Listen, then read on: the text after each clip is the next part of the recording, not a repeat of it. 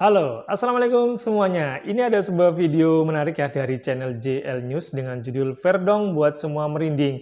Lari saat pincang, Ridho level Serie A media dunia sorot timnas. Seperti yang kita tahu ya, timnas Indonesia baru saja meraih hasil manis dengan kemenangan 2-0 atas Arab Saudi dalam kualifikasi Piala Dunia. Dua gol yang tercipta pada laga itu berhasil dicetak Marcelino Ferdinand ke gawang Arab Saudi pada menit ke-32 dan 57. Selain keberhasilan dari Marcelino Ferdinand, ada peran penting yang dilakukan oleh Kelvin Verdong. Kelvin Verdong sendiri memang terlihat melakukan aksi penting dan selalu berlari sepanjang jalannya pertandingan.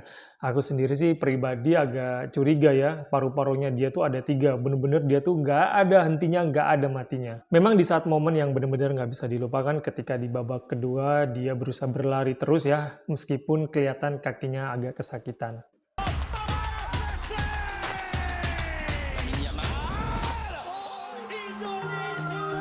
Flags are flying high, dreams are reaching sky, crowds are roaring loud, heroes make us proud. Selain sosok Marcelino yang sukses mencuri perhatian dunia, kami pikir masih banyak pemain timnas yang malam itu juga tampil fantastis dan layak untuk mendapatkan kredit khusus. Kelvin Verdong dan Rizky Ridho adalah dua di antaranya. Fullback Nijmegen dan juga center back Persija Jakarta itu tampil tenang dan penuh dengan perhitungan. Hasilnya, timnas sukses menghentikan banyak shooting Arab lewat blok hingga intercept yang keduanya lakukan. So, di video ini, kita akan ulas penampilan dari dua pemain ini termasuk sorotan media asing kepada timnas Indonesia. Dan kenapa sosok Rizky Ridho dinilai punya kualitas untuk bermain di Liga Top Eropa, layaknya sang kapten Tsayic. Skies on this epic quest, we will give our best.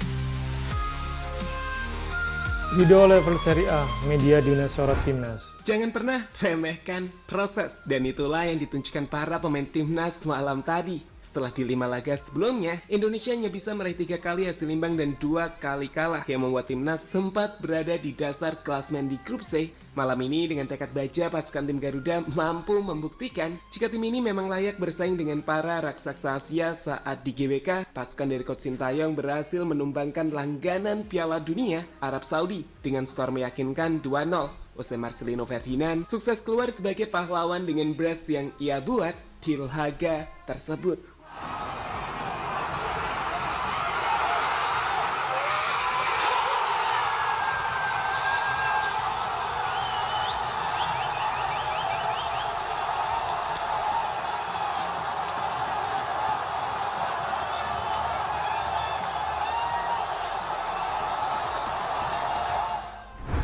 Tapi tunggu, terlepas dari performa apik Marcelino di lini serang, kita juga layak mengapresiasi sektor lini belakang timnas Indonesia yang malam itu tampil luar biasa. Seperti kita tahu, tim Arab dapat dikatakan lebih menguasai bola, di mana itu membuat banyak serangan mengarah ke lini pertahanan timnas. Tapi lihatlah yang dilakukan Rizky Ridho, Tsayic, dan juga Justin Hubner untuk menghentikan tiap serangan Arab Saudi, di mana tercatat hanya ada 3 shot on target yang mengarah ke gawang Marcin Pas. Artinya, jumlah itu sangat sedikit yang menggambarkan para pemain bertahan mampu meredam Arab Saudi. Lihatlah gimana Rizky Ridho dengan tenang menetralisir para penyerang tim Saudi Arabia. Ia sangat sulit untuk dilewati. Dan gimana ia membaca permainan juga dapat dikatakan sangat bagus. Dan hal itu benar-benar membuat kombinasinya dengan Tsayic menjadi begitu sempurna. Destiny awaits at the World Cup gates. Indonesia rise under starlit skies. On this epic quest, we will give our best.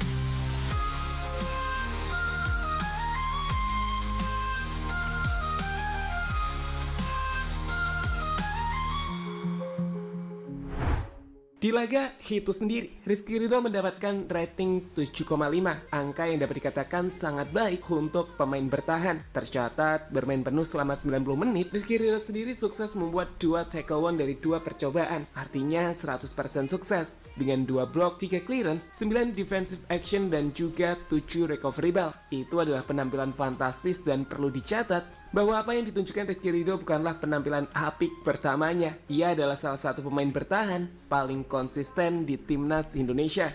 Ya, apa yang ditunjukkan Rizky Ridho itu sendiri membuat banyak orang kini berkeyakinan jika Ridho udah sangat layak untuk bermain di Eropa. Nggak cuma main di klub yang bermain di negara kecil, tapi udah layak bermain di liga topnya Eropa seperti Belanda hingga Serie B-nya Italia, layaknya bagaimana Jesus mengawali karirnya sebelum tembus ke Serie A Italia. Beralih dari Rizky Ridho, kita akan katakan jika Calvin Verdong adalah mesin Wah, paling ini gila yang gak kenal apa itu lelah. Entah best ada player beberapa sih menurut paru-paru aku. di tubuhnya, dan entah apa ia nggak merasakan sakit saat kakinya ia gunakan untuk maju dan turun dengan kecepatan tinggi di sepanjang 90 menit permainan. Malam tadi tak bisa dipungkiri, Verdong membuat sayap Arab Saudi benar-benar mati kutu di hadapannya. Duel one on one, Verdong nggak pernah kalah. Begitupun saat ia maju untuk menyerang. Kecepatannya membuat para pemain bertahan Arab kewalahan sebelum akhirnya satu assist juga ia buat untuk membantu Marcelino menciptakan gol keduanya.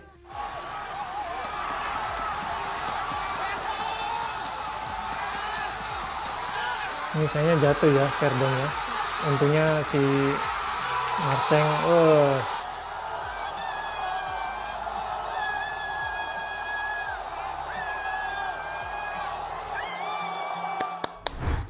Sebagai penutup aksi Verdong, Wah, lihat ini nih. gimana ia masih terus berlari meski Nah, itu kakinya kasihan pas tampak waktu ini terasa tuh. sakit saat sedikit pincang.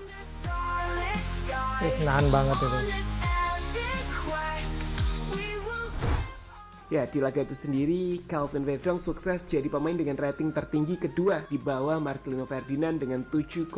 Ia bekerja keras Wajar untuk sih. bertahan dan menyerah, membuat 2 chance created, passingnya pun banyak yang akurat. Sedangkan dalam hal bertahan, ia membuat 9 clearance dengan 19 defensive action. Gak ada pemain segila ini. Ya, ketika pertandingan Indonesia kontra dengan Arab, menurut aku Indonesia memang benar-benar perform banget lah ya menurut aku ya. Pokoknya gacor banget gitu ya. Dan seperti yang kita tahu ya, timnas Arab Saudi ini memang langganan Piala Dunia.